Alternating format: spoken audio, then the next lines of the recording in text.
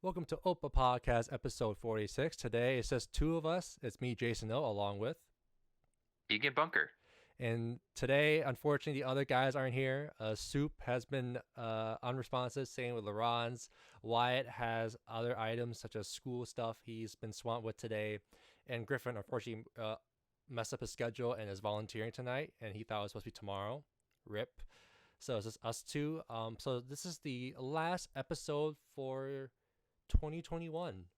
The regular season's pretty much over. We're going to preview the bowl game. But once this episode's done, we're all busy. I'm traveling, everyone's traveling, doing something for the holiday season. So this will be the last episode for the 2021 year. And for this season, we may come back during the 2022 year to maybe recap the bowl game, maybe discuss recruiting, because recruiting early signing day is on the 18th, and maybe spring game. So we shall see, but stay tuned for future episodes. But let's get on to episode 46. Today, we are going to be discussing primarily the recap of the 2021 season, how we feel overall, how the season went, along with, of course, any big news that came in during the past couple weeks from the Gopher football team, along with our bowl announcement, and maybe some travel tips from myself and Keegan, and then we'll wrap up from there. So to get started here, Keegan, I'll start off with you. How do you feel how the season went? It's 2 weeks since Wisconsin, I would say, or at least a week. So how do you feel about that? The entire season, I was pleasantly satisfied, especially ending with the Wisconsin win. Like being an actual student last year during COVID and watching that trash bag of a season. I was fine with this. I've always, thinking back to like the Penn State game of 2 years ago, compared to that, it's kind of disappointing of like what could have been from that season. But, beating Wisconsin, getting an acceptable bowl game, we'll get into that later, I guess. But yeah, I'm satisfied. Yeah, and for me, I was expecting a 8 to 9 win season from the Gophers, but we're not going to be in the Big Ten West championship. Like, we're not going to be the Big Ten West champions. And the reason I thought that was because I wasn't so sure what's going to happen on the offensive side, especially like our wide receiver core was very young. Only one guy comes back with the most experience, despite other guys having some games from the COVID year. Defense, I was very, very unsure because we were like, bottom barrel Big Ten defense the year before. So my expectation was, and I think what's my expectation for PJ's team moving forward is that you are like that Iowa Wisconsin team, rallying up between 8 to 10 wins a season, and always contending for a Big Ten West title. That was my expectation, and that was the case, right? Mm-hmm.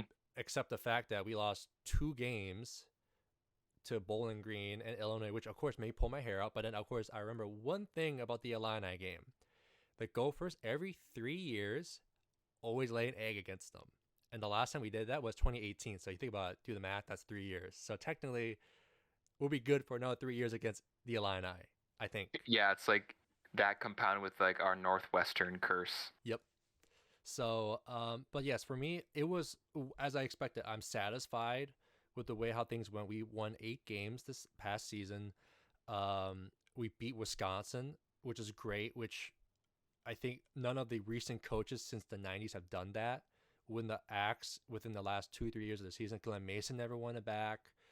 Tim Brewster never won it back. And then, of course, the interim when Brewster got fired. Jerry never won it back, even though he won, say, Florida Rosedale, Governor's Victory Bell, and the Jug. And, of course, Tracy Claeys never got close to that during his interim and his one full season.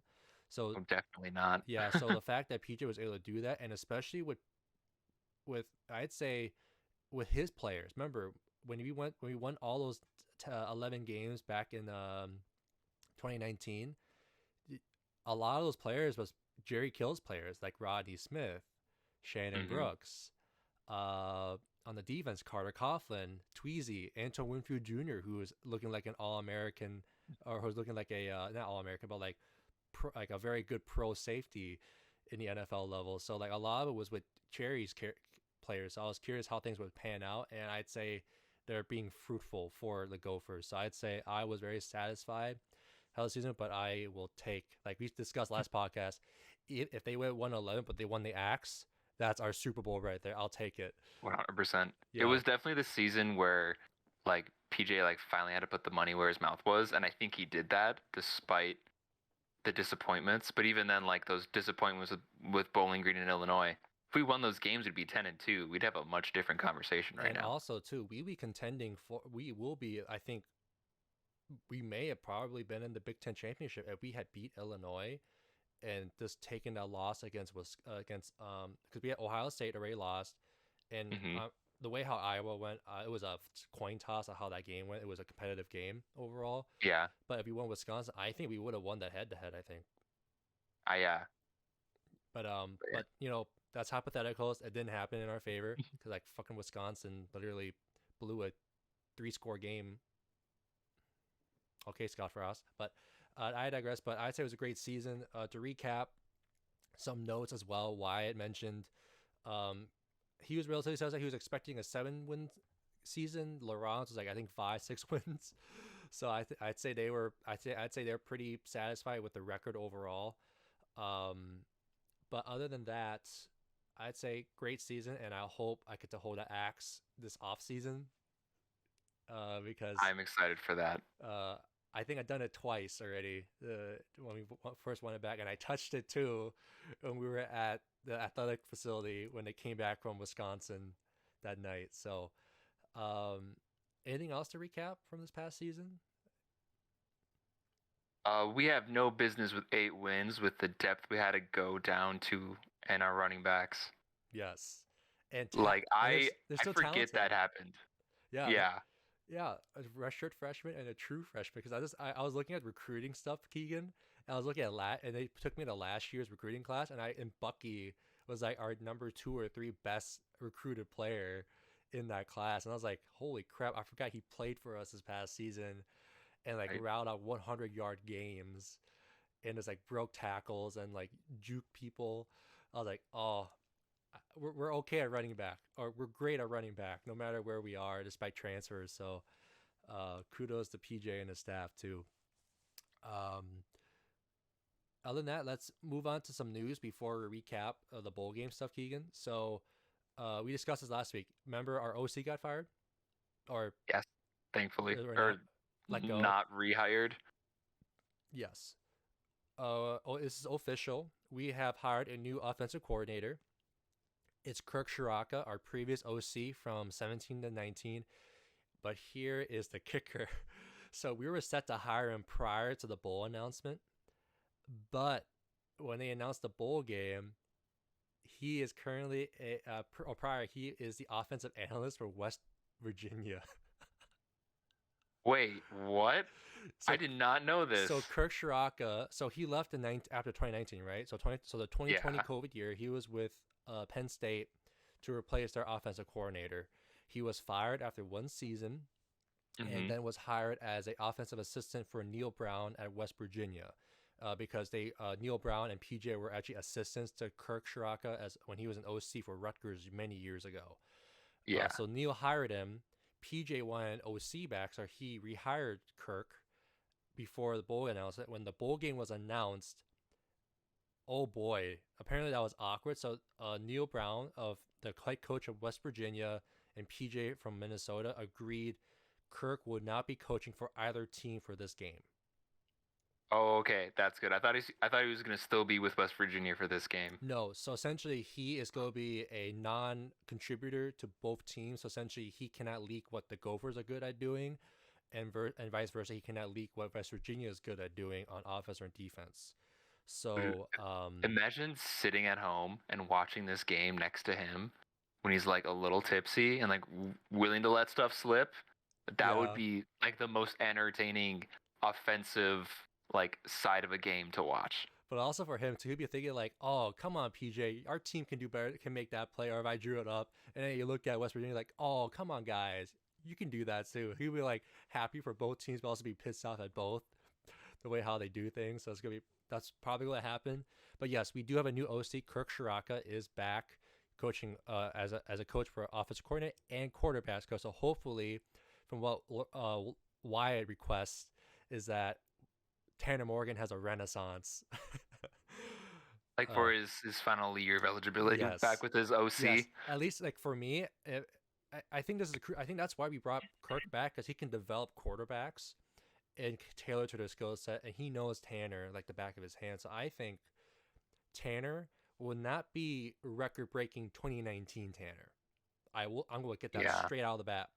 But I think he's going to be better than 2020 Tanner. He'll make good decisions, good throws, put him in the best spots for the receivers to make a play, or tight ends, and go from there. So I think he'll be like in between, because remember 2020, like this past season was like of his 3 seasons, this was like the middle of the pack kind of season for him, Mhm. and 2019 was just like his his Like outlier. So I think it'll be an in between, assuming Kirk comes back, and Kirk knows we have a great running back room. We have receivers and tight ends to our disposal, and Kirk will use them to our advantage. He likes to be on the passing side, more balanced offense. So I think he's capable of doing that. So I'm very excited on that. We did get another transfer portal person out. We lost for the Gophers, a true freshman offensive lineman. He's from the Phoenix, Vegas area. I think he was originally committed to USC, and I think he might be in the portal to go back to his previous school that he was committed to, probably, but we don't know. But that's fine. It was, again, an offensive lineman I wasn't aware about name-wise, so Yeah. I'm not that hurt. But that's some quick news. And side note, men's basketball is 7-0. Until, I mean, knock on wood, hopefully for the next 48 hours. Yeah, they're playing. We'll see how Michigan State has their way with us. Yeah, so but basketball. The last game tore my heart apart, or the 2 games ago. I was going to get tickets to that game, this upcoming game, because I was like, I want to see my 7-0 Gophers men's basketball team with essentially an entirely new team, like, play against Michigan State. Yeah. But yeah, it just didn't work out. But I think it might be sold out now, right? Yeah, it's sold out. I was gonna weasel my way in with the pep band, but I was like, I'm busy. Rip. But that's a side note. But now let's go on to the bowl game. So fans, great news with the 8-4 Gophers will be meeting the 6-6 West Virginia Mountaineers in Phoenix, Arizona, for the Guaranteed Rate Bowl. Worst name in bowl history, I will say that. But it is going to be a warm climate. I think that's what matters. Get out of the cold from Minnesota. Enjoy the warmth that you're down there. It's the one perk. Yes. So here are some key details about this game. So it's going to be airing on ESPN on, I guess it's the 28th. Yeah. December 28th. On ESPN at 9:15 p.m. Central. 8:15 Mountain. Yeah. Unfortunately. So, unfortunately, it's going to be a very, very late game. But that's the situation at hand. Wait, currently, but what time zone is West Virginia in? Eastern. Imagine that. Yeah, their fans are watching at 10:15 p.m.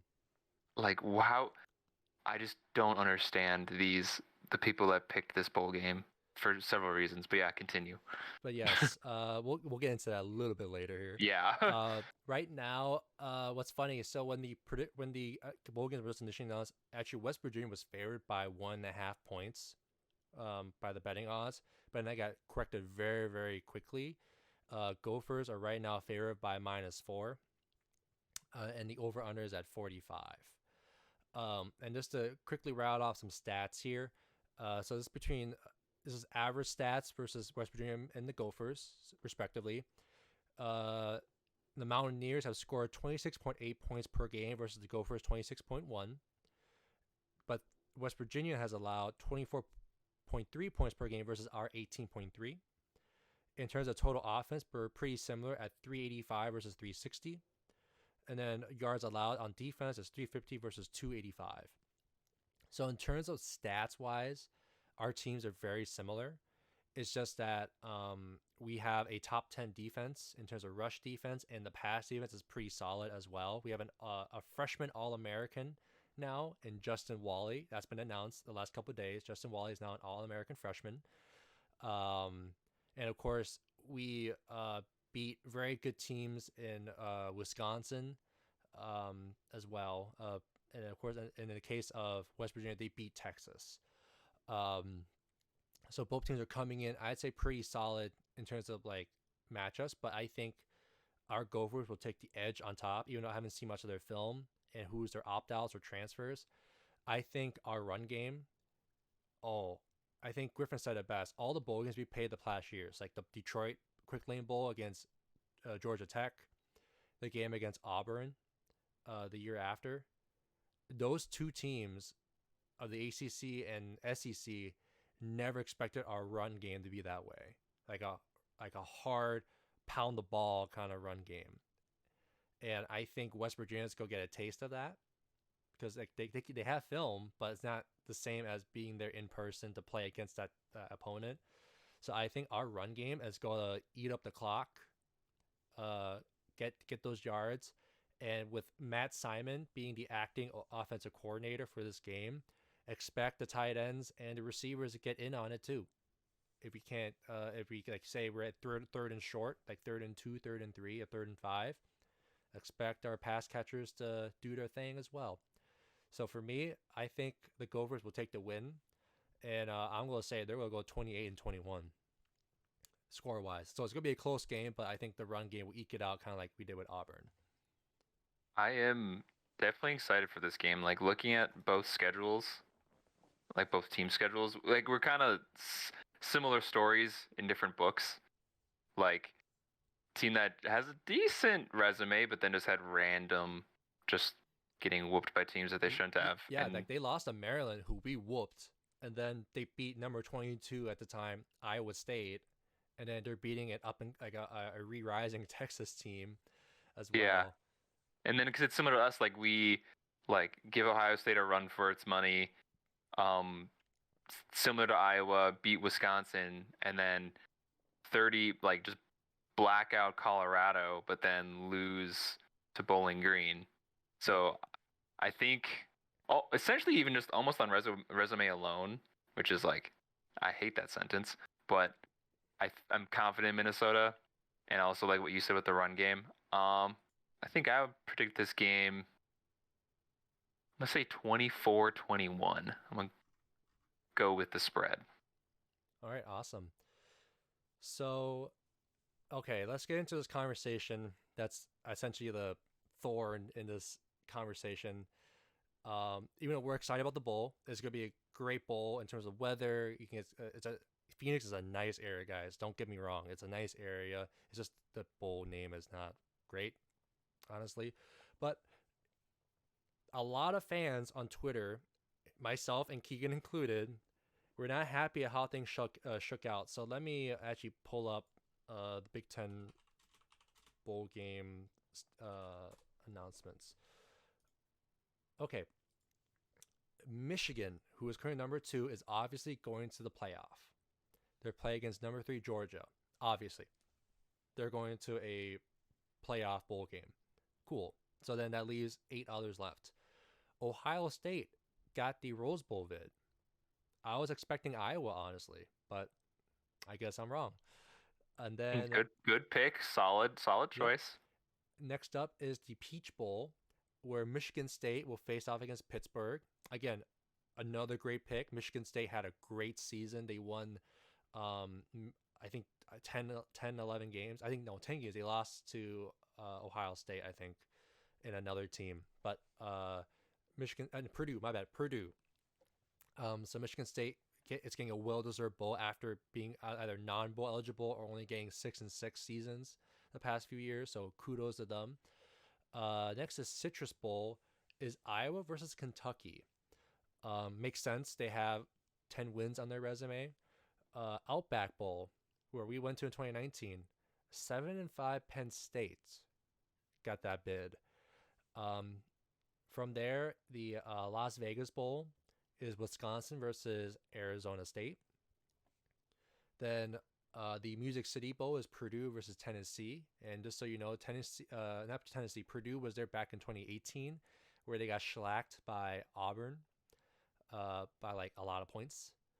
And then Pinstripe Bowl, Maryland is going to New York, which I'm okay with because Pinstripe is cold and their committee has been bad to bands, especially using bathrooms to change like Oh, normal I've heard public about that. restrooms. And of course, we're the last bowl game, which is you could say technically is the lowest tier. It's guaranteed rate bowl.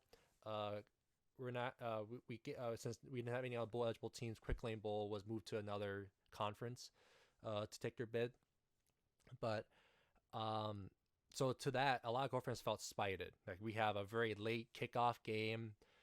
We're playing at a baseball field turned football field at Chase Field in Arizona. Um, yeah, a lot of fans weren't happy, and I want to start with this, and I had to take a deep breath back and Gopher and the Daily Gopher actually came through with this article, Keegan. So I'll share this. Actually, let me share my screen um, quickly here. I apologize to our fans if you can't see this, but it's a crucial read. So, oh, cool. It's on this. Do you see it, Keegan? I do. Okay. Some details.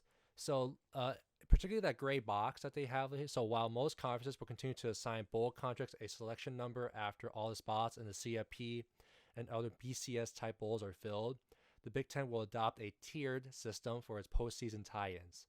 Bowls likely will be played in an upper tier, a middle tier, and a bottom tier, and the Big Ten will work with bowl officials to place teams in games. The goal to freshen up the bowl landscape. Um, it seems Is that saying that's what will be done or what has been done? what has been done.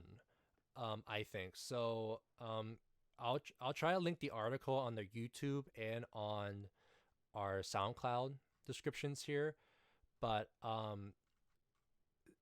this general rule actually helped the Gophers in the past, particularly Daily Gopher mentioned it here. So when the Gophers, as the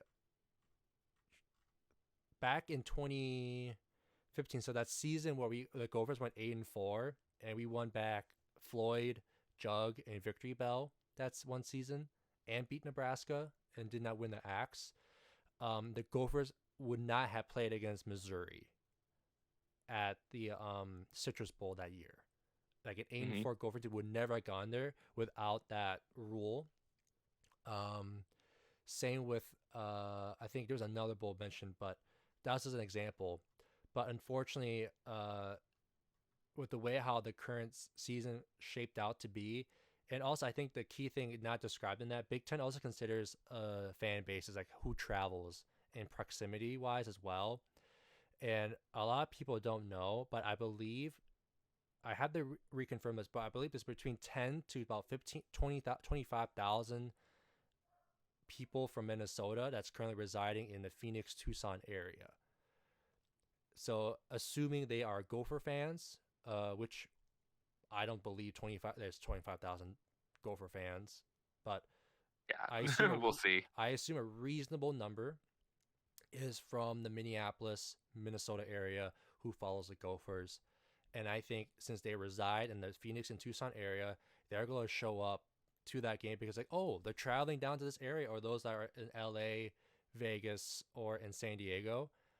They're at least a 6-hour drive, or if not a 1-hour flight from those cities. So essentially it's, I think in the end, it's favoring the fan base actually for those locally living in the West Coast, but also it's a warmer weather. So and unfortunately I get it is a lower tiered bowl, but I made my peace with it. I was mad on Sunday, but I made my peace. Things went the way it did, but yeah. It makes sense to me, but I'm so angry because so like the Music City Bowl makes sense. Like they grabbed Tennessee for a packed stadium, and then okay, that's relatively close. Pinstripe Bowl. No one's gonna go to that game, so you invite Maryland, one of the closest Big Ten teams. That checks out, and then I I like believe their numbers on like the 20,000 Minnesotans in the state, but pre Fleck, Minnesotans were not Gopher fans unless you went to the school and were in the marching band or knew someone in a sport once you graduated. Like Minnesotans did not care about the Gophers pre 2016. Like I grew up playing like football in a metro suburb, and none of us talked about Gopher football, and we could see the skyscrapers from Minneapolis from our high school football field. Like, so I really think they misjudged the whole like Gopher fans in the Minnesota population, and I am not expecting a high turnout for this bowl game, or as high as they think it's going to be. Yeah. I understand, but I'm angry. Yeah. That sums it up for me. And I think that thing that irked me the most was that, and this is my issue with the bowl games in general. Why is it only ESPN and their sub channels airing all the bowl games? Like, I get ESPN has a large network, but like, what will those who watch on Fox or CBS? Like, I get maybe Fox and CBS are playing the NFL stuff on like with the football, like the college football season winding down. They're like doing more of those Saturday playoff games, right? Or the regular or Thursday night, Monday night games. But the thing I hate so much, like ESPN essentially is dictating the football schedule or the game schedules, and like say, hey, what happened? Hey, I don't mind. Like I can watch a guaranteed rate bowl on this monitor on my computer right here on my TV, and the other one I can watch, say, Armed Forces Bowl or Quick Lane Bowl on Fox. Like, I'm okay with that. But I think it's just a money grab or a very political, like bureaucratic football system with ESPN, ESPN2, and maybe ESPNU dictating everything in the schedule. So that's what has me irked, is that ESPN is giving us a 9:15 p.m. Central kickoff. And worse, I don't know how West Virginia fans feel about it. Y'all are getting a 10:15 p.m. kickoff Eastern time.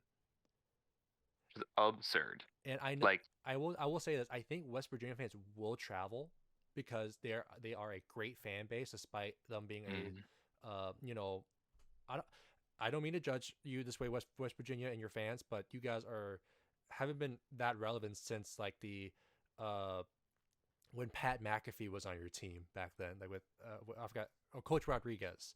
Rich Rodriguez was your head coach at the time. Like they haven't been the same since the Big East days, unfortunately. So I think their fan base has always been very great. So I think they would travel well. That's obvious. That's an obvious sign. Of course, I don't know if they're willing to pay the cost for that, but yeah, that's the only thing I know. A lot of people are irked about, like we're getting a lower triple despite how the record says we beat Wisconsin in the end. But what I'm irked about is why the timing with ESPN, man. You've heard about the Barstool Bowl, right? They're like streaming a bowl. Oh, they are. Yeah, they have streaming rights to it, and it's really fun. I have to find the tweet, but one of the writers for The Athletic, like, I don't know the guy, but based off his Twitter profile picture, like A-class boomer, and he like tweeted something like, "Oh, imagine not be able to watch a game on TV," and everyone like 28 and younger is like, "This is amazing!" Like the writing is on the wall for the death of televised only football, and I am so excited because that's like the one thread that is hanging so many millennials on to their cable subscriptions is live sports. And if I was a betting man, I'd bet on the majority of bowl games being streamed, not through a cable provider, in the next 20 years. And I am so excited for that. And I'm really looking forward to just seeing this happen with the Barstool this year. I have YouTube TV.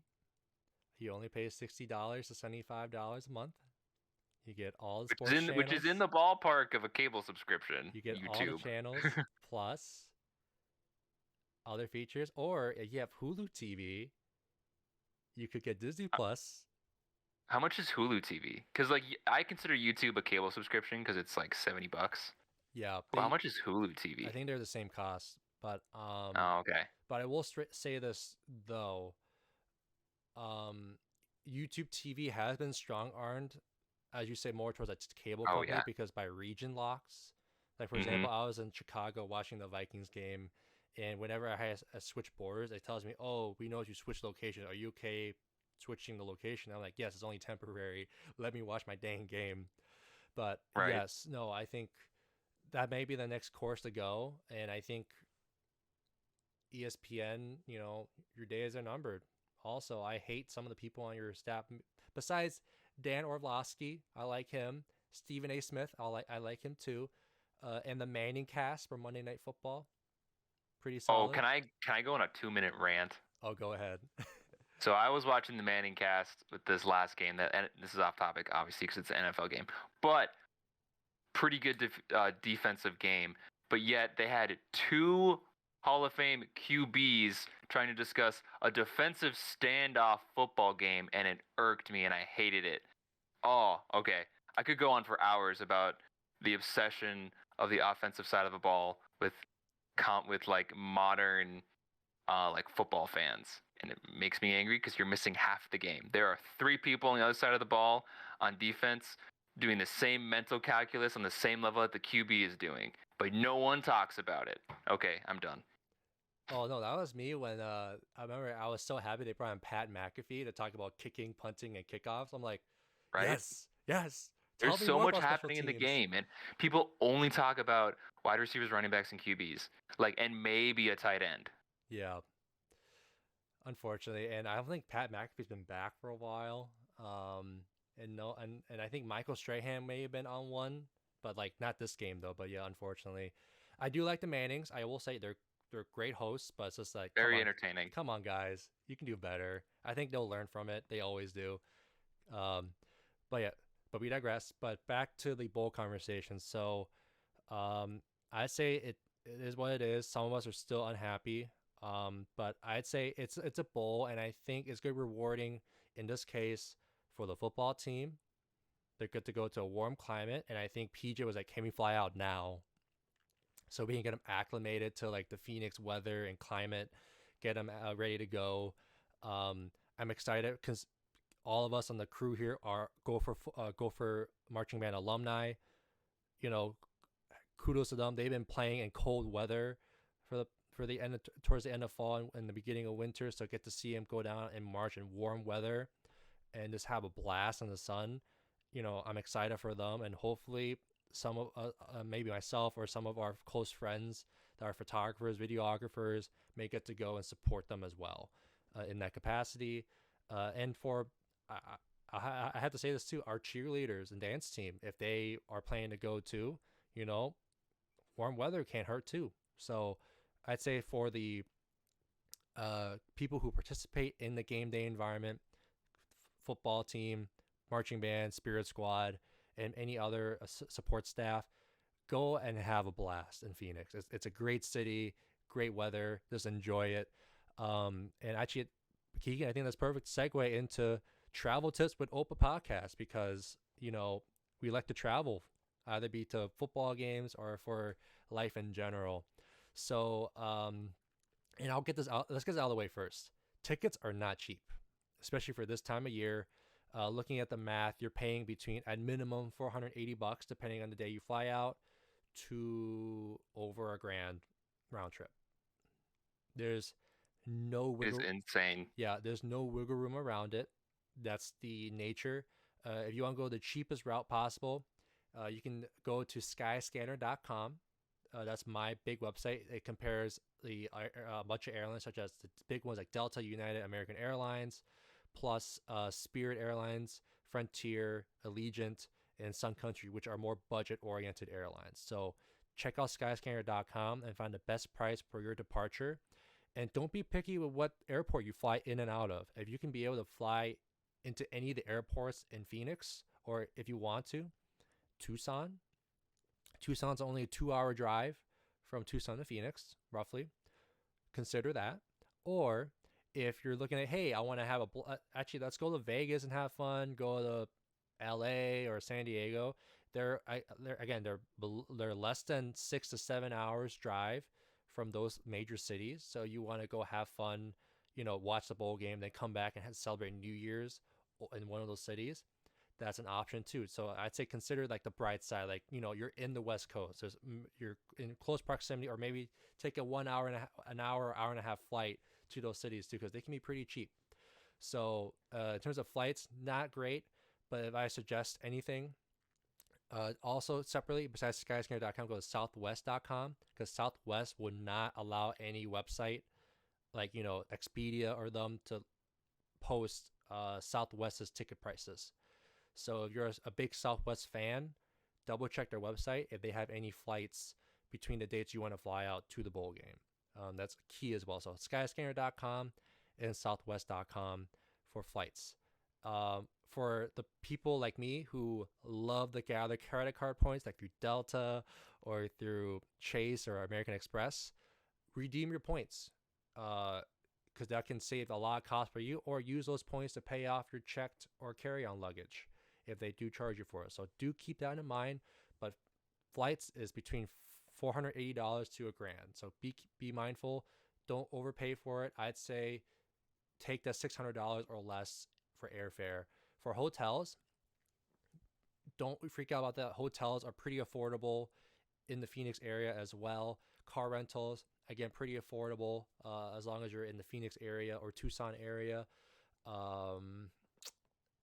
Tickets for the game is between $50 to $360 on Vivid Seats, or if you want to get it directly from gophersports.com or from the Gopher ticket office.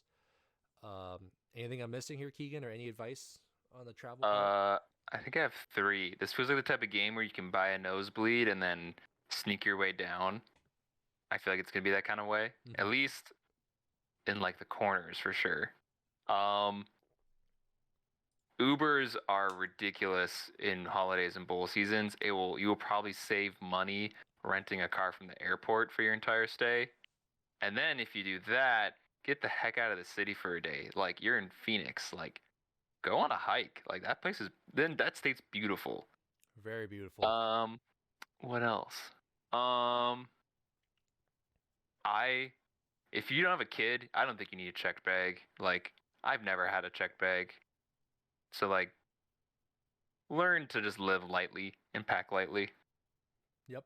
And I will say this too. A lot of hotels may offer complimentary laundry services or coin laundry in their own facilities, or pack light and then just bring those items back. Again, it's probably gonna be a short trip, so go and enjoy it. I know earlier you just heard us talk about how the downsides of how we got selected to this bowl and how we got snubbed, but it'll be a great trip, guys. Phoenix is a great area. I've heard many positive things from friends and family who've gone the same as Keegan. If you're a very outdoorsy person, go on a hike, check out the area, or just road trip, go towards maybe San Diego, LA, Vegas, or go the opposite way towards the Texas area. You have options in Phoenix to travel. And again, of course, prices ain't great, but that's the reality of traveling between the Christmas holiday season towards New Year's. It's going to be pricey no matter what you do. But so I'd say TLDR, set reasonable expectations of what you want to pay for the trip. When you do go, enjoy the heck out of it. And like Keegan said, don't take an Uber or Lyft because they're hella pricey. Or if Phoenix has good public transportation and you're okay with that, take that as well. We love buses. Yes, we love buses or trains. And then, of course, visit outside the area. Again, Tucson's very nice as well. Phoenix is nice. Go or opposition, go to LA, San Diego, or Vegas. They're less than 7 hours away. And go enjoy the trip. And if you're a student traveling, double check on what student packages are being provided. It could be very handy as well. And same with if you're just a general fan and you're going for say 2 days and you're looking for lodgings, food included, some of the Gopher sponsored parties or tailgates, those are available at gophersports.com as well. But go and enjoy the trip. And if you want any further advice, do put it in the comments on YouTube or hit us up on Facebook at our page, and we'll try our best to give our best advice. But again, few notes. Go enjoy the trip. Enjoy the weather down there. Skyscanner.com or Southwest.com for your flights. Rent. Don't use Uber or Lyft because also you got to pay tip. I will note that. Public transportation, if available, do take that. Pack light, carry on luggage if you're not bringing any kids.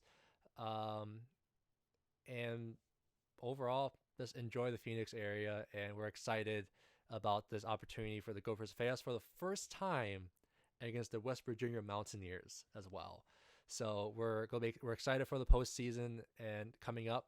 But other than that, I think this might be a wrap for the podcast. Keegan, anything else before we go off the air, or anything else you want to go on a tangent or discuss? Oh, there's so many tangents. I don't know. Excited to be here. Came in as a guest host like 3 weeks ago. Stuck around on the Discord. Yeah. How did it feel to see Iowa get shellacked by Michigan? Oh, I knew that was going to happen, and I loved every second of it because Iowa thinks that they're a top 4 team. They just have like 2 studs on defense that have saved their butts every game. So that was wonderful. Yep. It was a great game to watch. Alabama beating Georgia in the SEC championship game. I really hoped I wanted Georgia to win because it was unrealistic, but my dream scenario was Georgia, Michigan, Notre Dame, and Cincy, and then Notre Dame wins the whole thing, and then a brain fart, what's his nuts, doesn't get a ring, even though his team won the Natty. Brian Kelly. Yeah, that was my like dream scenario. It was not gonna happen, but that was the hope. Yeah, but things went the way they went. But it's gonna be a great postseason. We're gonna enjoy. I'm sure we're gonna enjoy the heck out of it in the next few weeks here. The Vikings are being trash as usual. But other than that, I think that's a wrap for 2021. I think. Awesome. Well, for all of our listeners and viewers, thank you so much for listening to episode 46 of OPA Podcast. This is, again, the last episode for the 2021 year. We may be back again, probably in 2022 to recap the bowl game and maybe discuss other things. But if not, we'll see you next year for the 2022 regular season if you don't happen to catch us. And, have a great holiday season, and please take care of yourselves in the upcoming new year. All right.